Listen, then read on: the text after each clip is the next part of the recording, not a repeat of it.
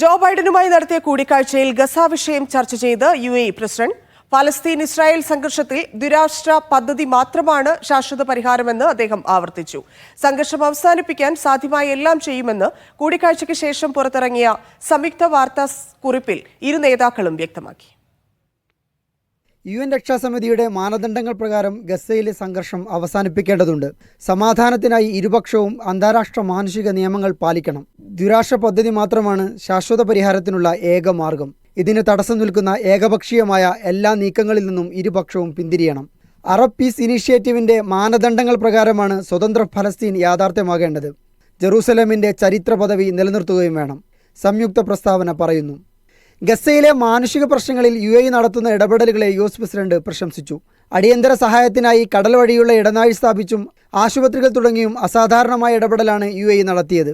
പരിക്കേറ്റ സിവിലിയന്മാരെ ഒഴിപ്പിക്കുന്നതിലും അർബുദ രോഗികൾക്ക് പിന്തുണ നൽകുന്നതിലും UAEയുടെ ഇടപെടൽ നിർണായകമായെന്നും ബൈഡൻ ഭരണകൂടം പറഞ്ഞു. ഈജിപ്തിനും ഖത്തറിനുമൊപ്പം ഗസയിൽ US നടത്തുന്ന മധ്യസ്ഥ ശ്രമങ്ങൾ UAE എടുത്തു പറഞ്ഞു. അടിയന്തരമായ വെടിനിർത്തലും ബന്ദിമോചനവും അത്യാവശ്യമാണ്.